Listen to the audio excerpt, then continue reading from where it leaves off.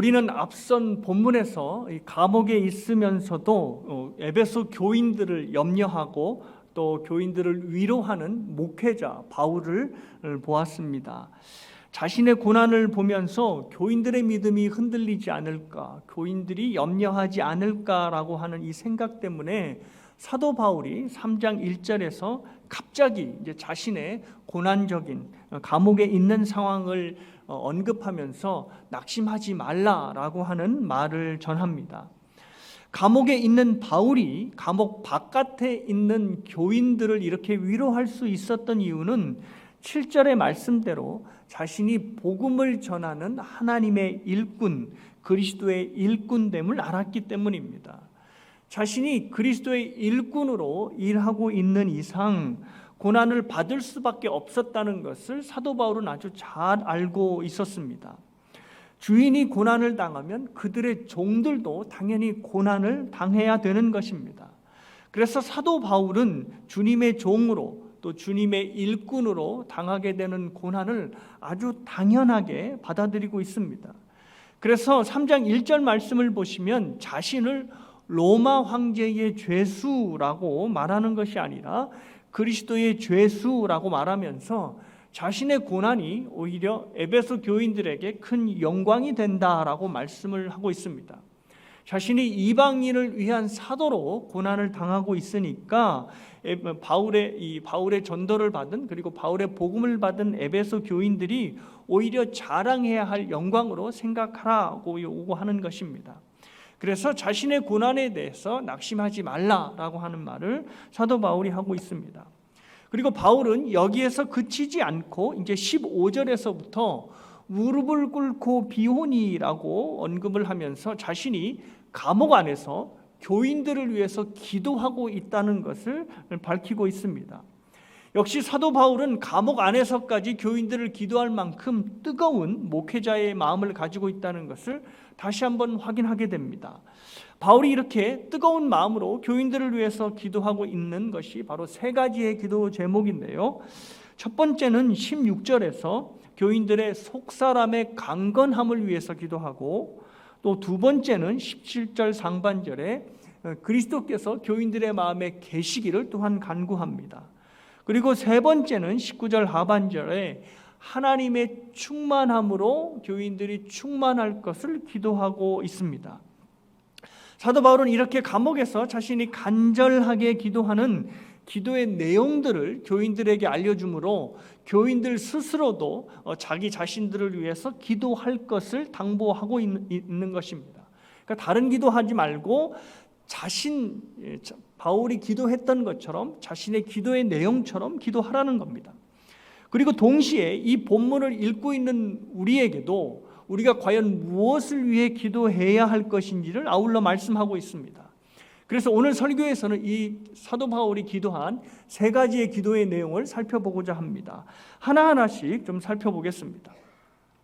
첫 번째, 사도 바울의 기도는 속사람의 강건함을 위한 기도입니다. 16절 말씀을 보십니다. 그의 영광의 풍성함을 따라 그의 성령으로 말미암아 너희 속사람을 능력으로 강건하게 하시오며. 사도 바울이 지금 속사람의 강건함을 위해서 기도한다 말합니다. 바울이 말하는 속사람은 그리스도를 믿는 믿음으로 인하여 갖게 된 하나님의 새 생명, 그리고 하나님을 알게 된 새 인격을 말합니다. 에베소서 2장 1절에서 여러분이 이미 보셔서 아시다시피 우리는 죄와 허물로 하나님께 대하여 완전히 죽은 자들이었습니다. 하나님에 대하여 지성과 감성과 의지가 모두 닫혀 있어서 영적으로 완전히 죽은 자들이었던 겁니다. 그런데 긍휼이 풍성하신 하나님께서 우리 죄를 독생자 예수 그리스도를 통하여 완전히 속량해 주셨고, 더 나아가서 우리를 하나님의 자녀로 삼아 주셨습니다. 그 결과 하나님에 대하여 전혀 관심도 없었고 전혀 감각도 없었던 우리가 이제는 하나님을 살아계신 인격으로 경험하게 되었습니다. 지성으로 분명히 하나님을 인식하게 되었고, 또 감정으로 하나님을 느끼게 되었고, 또 내가 의지적으로 하나님께 꼭 순종하며 살겠다라고 하는 순종의 의지가 발휘되기 시작한 것입니다. 이것이 어떻게 가능했냐면 우리 안에서 하나님을 알아보게 하는 속사람, 즉 새 인격이 생기게 된 것입니다. 그래서 이렇게 새로운 인격이 바로 사도 바울은 속사람이라고 부르고 있는 것입니다. 이 속사람의 강건함을 위해서 지금 사도 바울이 간절하게 기도를 드립니다. 그런데 속사람의 강건이라고 하는 이 말에는 우리의 속사람이 항상 강건하지 않다라고 하는 의미가 내포되어 있습니다. 속사람이 항상 강건하면 좋은데 약해질 때가 있다는 것이 이 강건이라고 하는 단어에 들어가 있는 것입니다. 건강한 몸이 약하고 또 아플 때가 있는 것처럼 속사람도 약해질 때가 있다는 겁니다. 속사람의 강건함을 위협하는 것, 이것이 바로 우리 안에 잔재되어 있는 죄입니다. 마음 안에 남겨진 죄의 세력이 하나님께 순종하고 하나님께 긍정적으로 나아가게 하고 또 하나님을 붙잡으려고 하는 우리의 속사람을 약하게 만드는 것입니다. 이걸 가장 극명하게 잘 보여주는 장면이 사도 바울의 로마서 7장의 고백입니다. 그러므로 내가 한 법을 깨달았노니 곧 선을 행하기 원하는 나에게 악이 함께 있는 것이로다.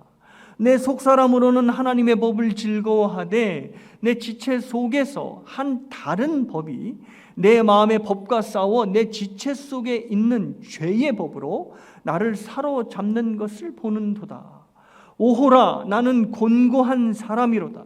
이 사망의 몸에서 누가 나를 건져내랴. 사도 바울도 자신이 어찌할 수 없는 죄의 세력이 이 안에서 감지되는데 이 죄의 세력이 하나님을 사랑하고 즐거워하게 하는 속사람을 자꾸 약하게 만드는 것입니다. 속사람을 얼마나 약하게 만드는 것인지, 그리고 이 힘이 얼마나 강한지 대사도인 사도 바울조차도 오호라, 나는 곤고한 사람이로다 라고 아주 한탄을 하는 것입니다. 이것이 바울이 감옥에 있으면서도 교인들의 속사람의 강건함을 위해서 기도하는 이유입니다. 속사람이 강건함을 잃으면 이렇게 신앙이 크게 위태로워지기 때문입니다. 이 강건해야 하나님 앞에 어떠하든 신앙을 유지할 수 있는데 이것이 위태로워지면 신앙이 무너지기 때문에 사도 바울이 감옥에서도 간절히 기도하는 것입니다. 그렇다면 이렇게 중요한 속사람을 어떻게 하면 그 강건함을 유지할 수 있게 될까요? 그것을 바로 16절에서 사도 바울이 밝혀줍니다. 성령의 능력으로 속사람이 강건하여지는데 이것은 다른 뜻이 있는 것이 아니고 하나님의 말씀으로 바로 우리의 속사람이 강건하여진다는 것을 의미합니다. 성령은 곧 말씀의 영, 진리의 영이십니다. 따라서 성령의 능력으로 속사람이 강건하여진다라고 하는 이 말은 성령께서 하나님의 말씀으로 각 사람의 속사람을 강하게 만든다는 뜻입니다. 우리가 하나님의 말씀을 듣고 깊이 묵상할 때 성령께서 우리의 속사람을 강하게 만드시는 것입니다. 그렇다면 속사람이 강건해지는 것은 하나님의 말씀을 날마다 잘 듣고 날마다 깊이 묵상하는 것에 달려 있음을 의미합니다. 성령께서 말씀을 통해 역사하실 수 있도록 말씀이 나의 삶에 그리고 나의 마음에 딱 붙어 있을 수 있도록 하는 것입니다. 그래서 신명기 6장은 보다 더 선명하게 이것을 제시합니다. 말씀을 손목에 메고 미간에 붙이고 심지어 문설주와 문에 기록하라 라고까지 한 것입니다. 이만큼 말씀이 신자들에게는 너무너무 중요합니다. 그런데 이렇게 중요한 만큼 신자들이 그것을 피부로 느끼질 못하고 있는 것 같습니다. 미국의 한 기독교 기관에서 자신을 거듭난 신자, 그러니까 썬데이 크리스찬이 아니고 저는 몇 달에 교회 한 번 갑니다 이런 크리스찬이 아니고 정말로 자신을 거듭난 크리스찬이라고 생각하는 사람들을 대상으로 설문조사를 했습니다. 그런데 그 설문 중에 당신은 성경을 하루에 5분 이상 읽고 있습니까? 라고 하는 질문이 있었는데요, 응답자의 70% 정도가 뭐라고 답했을 것 같습니까? 불행하게도 저와 여러분이 예상하는 대로 NO라고 답을 하였습니다.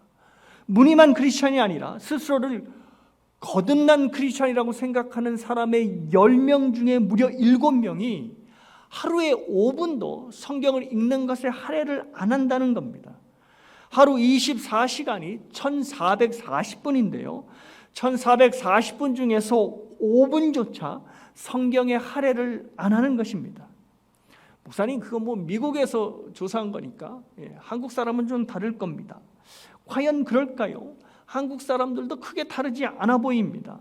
제가 저번에 한번 예를 든 것 같은데요. 한미준이라고 하는 한국의 기독교 단체가 있습니다. 한국교회 미래를 준비하는 모임이라고 하는 기관인데요. 이 기관에서 통계 자료에 의하면 설문조사를 했는데요. 그 통계 자료에 의하면 한국교회 성도들도 거의 성경을 읽지 않는 것으로 나타나고 있습니다. 일주일 동안 성경을 얼마나 읽었습니까? 라고 하는 물항에 53%에 해당하는 사람들이 한 번도 성경을 읽지 않았다라고 답을 하였습니다.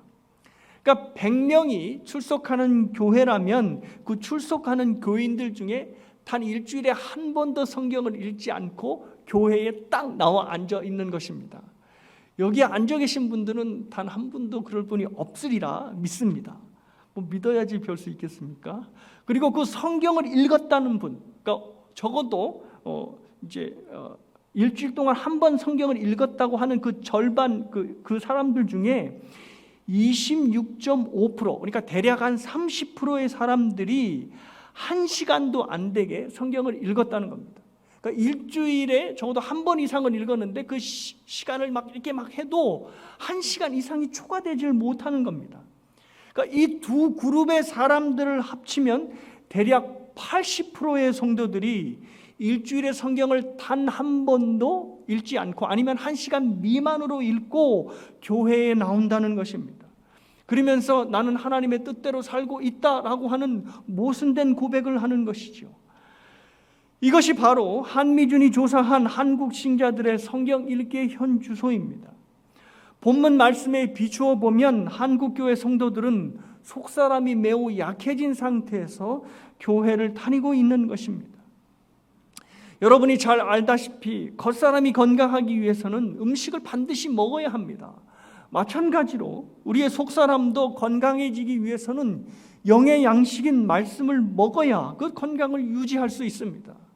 그래서 말씀이 육신이 되신 예수님께서 자신을 먹고 마시는 양식으로 우리에게 말씀해 주신 것입니다. 요한복음 6장 53절에서 55절입니다. 예수께서 이르시되 내가 진실로 진실로 너희에게 이르노니 인자의 살을 먹지 아니하고 인자의 피를 마시지 아니하면 너희 속에 생명이 없느니라. 내 살을 먹고 내 피를 마시는 자는 영생을 가졌고 마지막 날에 내가 그를 다시 살리리니 내 살은 참된 양식이요 내 피는 참된 음료로다. 예수님은 말씀이 육신이 되신 살아있는 말씀입니다. 그러니 예수님을 먹고 마신다고 하는 이 의미는 말씀을 영의 양식으로 먹고 마신다는 것을 의미합니다. 그래서 말씀이 육신이 되신 예수님께서 자신을 먹고 마시라고 말씀을 하신 것입니다. 하나님의 말씀을 날마다 속사람의 양식으로 먹고 마셔서 저와 여러분의 속사람이 더욱더 강건해지시기를 주님의 이름으로 축복합니다. 두 번째, 바울의 기도는 그리스도의 내주하심을 위해서 지금 기도하고 있습니다. 17절 상반절 말씀만 보십니다. 믿음으로 말미암아 그리스도께서 너희 마음에 계시게 하시옵고. 사도 바울이 그리스도께서 교인들의 마음에 계시기를 지금 간절히 기도하고 있습니다. 그런데 가만히 생각해 보면 사도 바울의 기도가 좀 이상하게 들립니다. 에베소 교인들은 이미 그리스도께서 마음에 계신 사람들입니다. 예수님께서 제자들에게 너희가 내 안에 그리고 내가 너희 안에 있는 것을 너희가 알리라 라고 말씀을 하셨으니 그리스도인들의 마음에는 당연히 그리스도께서 이미 마음에 계시는 것입니다. 그래서 에베소 교인들의 마음에도 당연히 그리스도께서 계실 것이 분명한데 사도 바울이 그리스도께서 너희 마음에 계시기를 기도한다라고 하니 이거 무슨 의도로 이렇게 감옥에서조차 이런 기도를 하시지라는 생각이 드는 겁니다. 이 말씀을 이해하기 위해서는 17절 첫 부분에 믿음으로 말미암아라는 이 구절을 좀 주목해서 보셔야 합니다. 그리스도인들에게는 두 종류의 믿음이 있습니다. 하나는 하나님께서 우리에게 주시는 선물의 믿음입니다. 죄와 허물로 죽었던 우리가 예수 그리스도를 주님으로 고백할 수 있게 된 것은 우리가 믿음을 원래 갖고 있었던 자들이 아니라 하나님께서 우리에게 믿음을 주셨기 때문입니다. 그래서 에베소서 2장 8절에서는 하나님께 이 받은 믿음을 선물의 믿음, 하나님께서 너에게 주신 선물이라 라는 말씀으로 설명하고 있습니다. 그런데 우리에게 믿음이 여기에서 끝나지 않습니다. 하나님께 받은 선물의 믿음을 가지고 하나님을 더욱더 의지하고 하나님을 더욱더 신뢰하는 믿음으로 성장을 하게 됩니다. 이제 다음 주에 보게 될 에베소서 4장 13절 말씀에 그리스도의 장성한 분량이 충만한 데까지 이른다라고 하는 표현이 나오는데요, 성장하는 믿음을 의미합니다. 즉 이 성장하는 믿음은 선물의 믿음, 하나님께서 우리에게 마음 안에 주신 믿음과는 좀 성격이 다릅니다.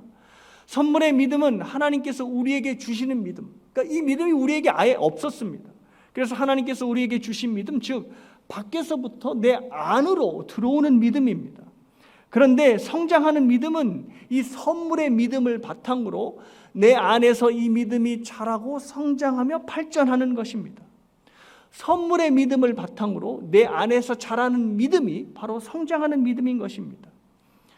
사도 바울이 17절 상반절에 믿음으로 말미암아 그리스도께서 너의 마음에 계시기를 원한다라고 기도한 이 말은 하나님께서 주신 선물의 믿음을 바탕으로 이 우리의 믿음이 더욱더 예수님을 의지하고 신뢰하는 믿음으로 성장하기를 바란다라고 하는 뜻입니다.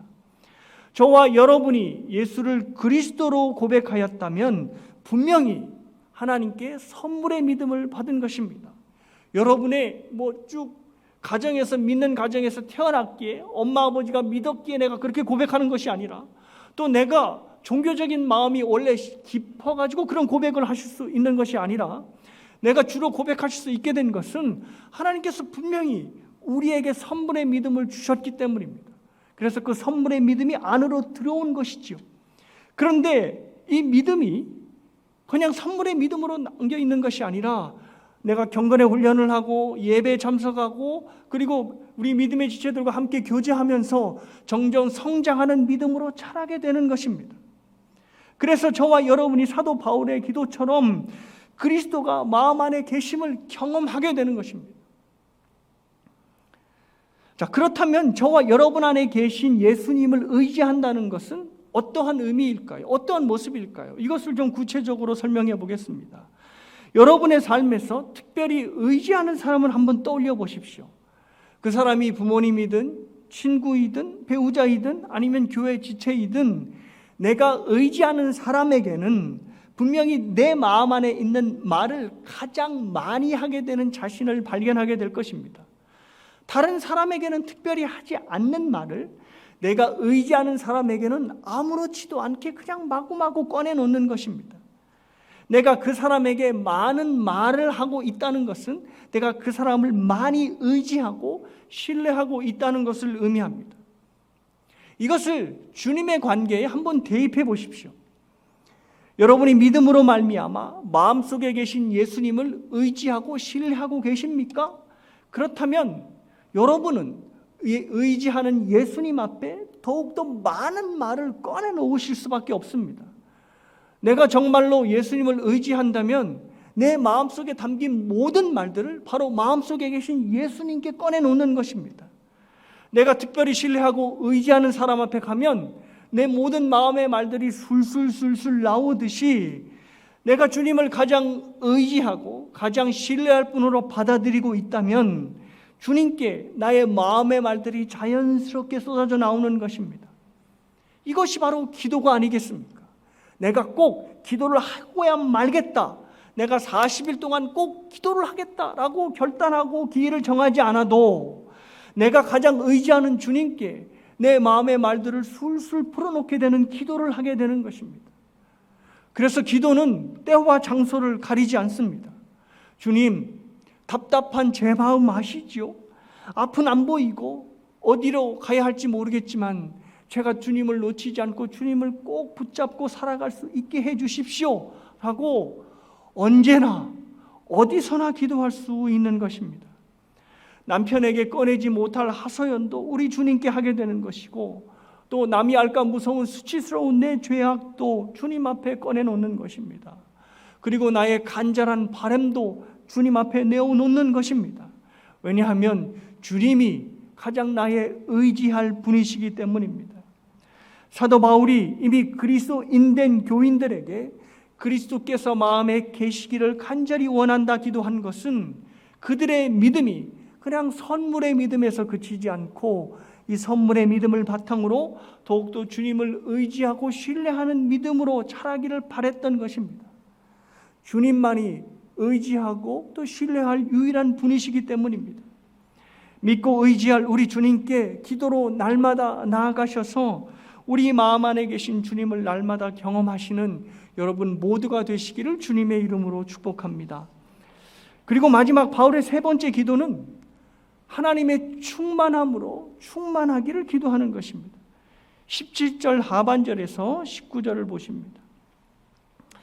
너희가 사랑 가운데서 뿌리가 박히고 터가 굳어져서 능히 모든 성도와 함께 지식에 넘치는 그리스도의 사랑을 알고 그 너비와 길이와 높이와 깊이가 어떠함을 깨달아 하나님의 모든 충만하신 것으로 너희에게 충만하게 하시기를 구하노라. 에베소 교인들을 위한 바울의 마지막 기도는 하나님의 충만함으로 교인들이 충만해지는 것입니다. 하나님으로 충만해진다라고 하는 이 말은 본문에서 말하고 있듯이 그리스도의 사랑으로 교인들의 마음이 가득 찬 상태를 의미합니다. 바울이 기도하는 순서대로 그리스도인은 말씀을 통해 성령의 능력으로 속사람이 강건하게 됩니다. 그리고 기도를 통하여서 주님을 더욱더 의지하고 신뢰하는 믿음의 자리로 나아가게 됩니다. 이럴 때 신자들에게 그리스도의 성품이 깃들게 되는데 그 그리스도의 성품이 바로 그리스도의 사랑입니다. 요한복음 13장 34절에서 35절입니다. 새 계명을 너희에게 주노니 서로 사랑하라. 내가 너희를 사랑한 것 같이 너희도 서로 사랑하라. 너희가 서로 사랑하면 이로써 모든 사람이 너희가 내 제자인 줄을 알리라. 예수님께서 제자들에게 너희가 서로 사랑하면 많은 사람들이 너희가 나의 제자, 즉 예수 그리스도의 제자임을 알게 된다라는 말씀을 하셨습니다. 근데 왜 그럴까요? 왜 서로 사랑하면 저 사람들이 그리스도의 제자인 거나라는 것을 알게 될까요? 왜냐하면 그리스도의 사랑이 바로 예수 그리스도를 믿는 제자들에게 그리고 그리스도인들에게 성품으로 자리하기 때문입니다. 근데 이 그리스도의 사랑은 보통 세상과는 다른 사랑입니다. 그래서 그 사랑을 보면 이거 세상이 말하는 우리가 나누는 사랑하고는 다른데 저 사람들 사랑은 뭔가 좀 특별해라고 깨닫게 되는 것입니다. 그래서 예수님도 사랑 앞에 긴 수식어를 붙였습니다. 내가 너희를 사랑한 것 같이라고 하는 사랑의 단서를 붙이신 것입니다. 그러니까 이것은 세상이 말하는 일반적인 사랑과 다르다는 겁니다. 그렇다면 예수님이 말씀하신 이 사랑, 그러니까 내가 너희를 사랑한 것 같이의 사랑은 과연 무엇이겠습니까? 이 그리스도의 사랑을 좀 알기 위해서는 이 그리스도의 사랑이 일반적인 세상의 사랑과 어떻게 다른지를 좀 알아야 합니다. 세상이 말하는 사랑은 철저히 사랑스러운 조건에 맞춰져 있습니다. 사랑을 받고 또 사랑을 하기 위해서는 거기에 합당한 사랑스러운 조건이 붙어야 한다고 생각하는 겁니다. 내가 좋아하는 상대방이 아니면 내가 재산이 사랑스럽든지 아니면 그의 가문이 사랑스럽든지 아니면 그의 지성과 미모가 사랑스럽든지 아니면 이도저도 아니더라도 그가 앞으로 펼쳐질 미래가 사랑스럽든지 그 어떤 것이든 반드시 사랑스러움의 조건이 있어야 하는 것, 이것이 바로 세상이 말하는 사랑입니다. 상대방이 나의 부족함을 채워줄 수 있는 조건을 갖춰야지만 비로소 그 사랑스러움에 나도 사랑을 할 수가 있는 것입니다. 그런데 그리스도의 사랑은 다릅니다. 예수님의 사랑의 이유는 상대방의 사랑스러움에서 찾지 않고 오히려 사랑하기로 결단한 자신의 의지에서 찾으십니다.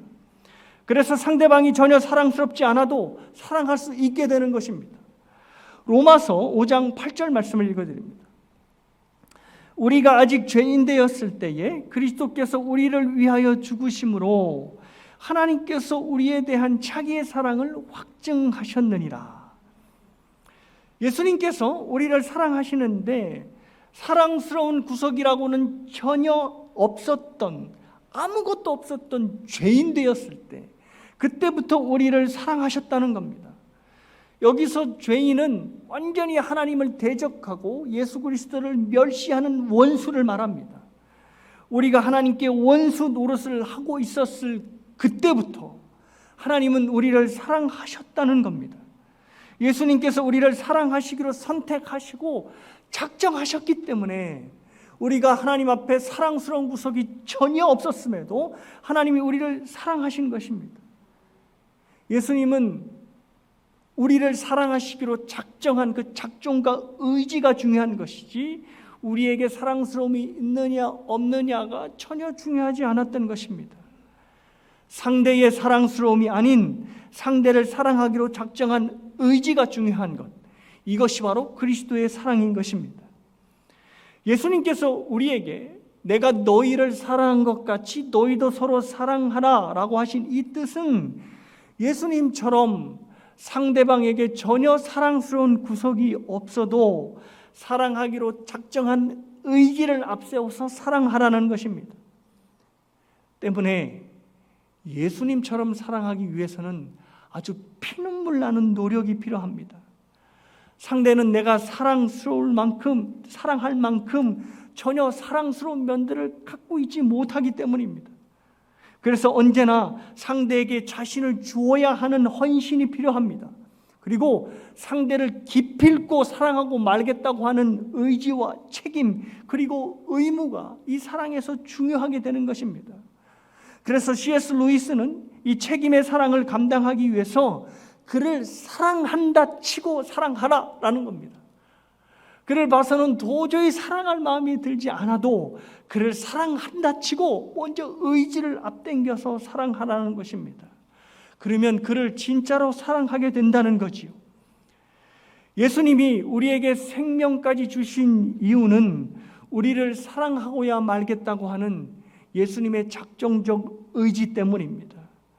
우리가 사랑스러운 존재까지 될 때까지 기다리셨다가 우리를 기다리셨다가 우리가 마침내 사랑하는 사람이 되면, 사랑스러운 사람들이 되면 십자가를 지시기로 결정을 하셨다면 예수님은 아마 지금까지도 우리 죄를 사하기 위한 십자가를 지지 못하셨을 것입니다. 내가 너희를 사랑하고야 말겠다라고 하는 사랑의 작정이 바로 예수 그리스도의 사랑의 핵심이고 그 사랑을 바로 우리에게 요구하시는 것입니다.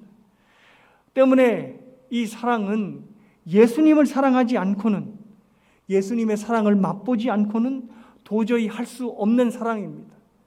그래서 예수님이 너희가 나를 사랑하면 너희가 서로 사랑할 수 있다라고 하는 말씀을 하신 것입니다. 자, 그런데 문제는 이 그리스도의 사랑으로 사랑을 한다는 것이 저와 여러분에게 너무 어렵게 보이고 너무 어렵게 들린다는 것입니다. 예수님을 사랑하라고 한다면 얼마든지 우리가 사랑할 수 있을 것 같습니다. 그런데 사랑스러움이라고는 단 1도 없는 그 사람을 사랑하라고 하니 생각할수록 자신이 없는 것입니다. 그런데 그럴 수밖에 없습니다. 예수님의 사랑은 18절에 말씀하는 것처럼 지식에 넘치는 사랑입니다. 다시 말해서 지식으로 담아낼 수 없는 사랑입니다. 아무리 생각하고 아무리 이해하려 해도 이해할 수 없는 사랑이기 때문에 바로 지식에 넘치는 사랑이라 표현을 한 것입니다. 그러니 이 사랑에 대하여 생각하면 생각할수록 이거는 내가 할 수 있는 사랑이 아니다 라고 생각이 드는 것입니다. 그래서 하나님께서, 우리 주님께서 우리에게 교회를 주신 것입니다. 공동체인 교회를 주신 것입니다. 그래서 18절에 능히 모든 성도가 함께 그리스도가 우리에게 베푸신 사랑을 함께 해보라 라고 교회를 허락하신 것입니다. 함께 그리스도의 사랑을 배우고 또 19절의 말씀처럼 그 사랑이 얼마나 깊고 넓은지 교회에서 함께 깨달아 가라는 것입니다. 그리고 그 깨달은 주님의 사랑이 우리의 삶을 얼마나 바꾸어 놓았는지, 그 주님의 사랑이 나의 삶에 닥친 고난을 어떻게 이기게 하였는지, 견디게 하였는지 교회에서 나누며 그 사랑을 풍성케 하라는 것입니다. 서로 교회에서 나누는 사랑의 이야기들을 들 때, 내가 그리스도의 사랑을 할 수 있구나, 저 사람이 하는데 나는 왜 못하겠느냐라고 하는 생각을 하게 되는 것입니다. 그들의 성공 이야기를 들으며 또 그들의 사랑과 용서의 이야기를 들으며, 그래, 나와 성정이 같은 그도 하는데 나도 할 수 있겠구나라는 생각이 드는 겁니다. 그리고 실패한 이야기도 역시 함께 나누는 것입니다. 나만 실패하는 것이 아니라 내가 그렇게 존경하고 내가 따른 우리 장로님도 또 목사님도 그렇게 삶에서 실패하는구나, 모두 다 연약한 사람들이구나 라고 생각하며 위로를 받는 것입니다. 그래서 교회에서 신앙생활이 너무 중요한 것입니다. 교회를 통해 함께 삶을 나누고 또 함께 기도할 수 있기 때문입니다. 그렇게 공동체에서 하나님의 사랑을 함께 나누고 함께 깨닫게 될 때, 그 배우고 깨닫는 것을 또한 나누게 될 때 하나님의 충만하심이 저와 여러분의 충만함으로 자리하게 되실 것입니다. 말씀을 정리합니다. 사도 바울은 감옥에 있으면서도 교인들을 위한 3가지 기도를 간절하게 드렸습니다.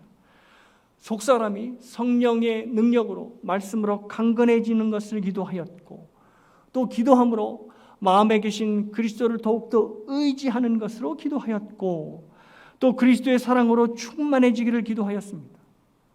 이미 말씀드렸듯이 사도 바울은 자기가 언제 죽을지 모르는 이 감옥의 상황에서, 급박한 상황 속에서 교인들을 위해 기도를 한 것입니다.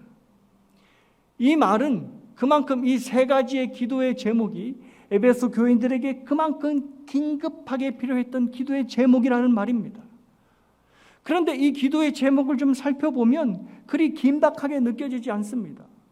말씀 읽고 기도하고 그리스도의 사랑으로 사랑하라는 이 기도 제목이 그리 우리에게 특별하게 들리지 않기 때문입니다. 우리가 당장 그렇게 긴급하게 기도하지 않아도 그렇게 시급한 기도 제목으로 들리지 않는데, 사도 바울은 죽음을 앞에 두고 감옥에서 긴급하게 이 3가지를 놓고 기도한 것입니다. 우리가 이 기도의 제목에서 긴급하게 느끼지 않는 이유는 다음과 같습니다. 오늘 말씀을 읽지 못하면 내일 읽으면 되고, 오늘 기도하지 못하면 내일 기도하면 될 것이고, 또 오늘 사랑하지 못하면 오늘 사랑하면 되는데 뭐 감옥에서까지 이렇게 긴급하게 기도를 하나라는 생각이 드는 것입니다. 그런데 사도 바울은 그렇게 생각하지 않았습니다. 이 3가지의 기도 제목을 감옥에서 드릴 만큼 긴박한 기도 제목으로 생각하였습니다. 이 3가지의 기도 제목이 에베소 교인들을 그리스도인으로 살게 하는 핵심으로 사도 바울은 이해했기 때문입니다. 사랑하는 여러분, 저와 여러분이 바울의 기도를 우리의 매일의 기도 제목으로 삼을 때 우리의 속사람은 더욱더 강건해지실 것이고, 또 그리스도를 더욱더 의지하게 되실 것이며, 그리스도처럼 살아갈 수 있는 능력이 우리 안에 깃들게 되실 것입니다. 그리고 우리 교회는 이 기도로 인하여 더욱더 단단한 믿음의 공동체가 될 것입니다. 하나님께서 베푸신 사랑을 함께 배우고 또 주님을 의지하기 위하여 함께 기도할 때 주님께서 우리에게 나눠주셨던 그 사랑을 함께 하실 수 있게 되는 것입니다. 그래서 하나님의 충만함이 우리 교회의 충만함이 되는 것입니다.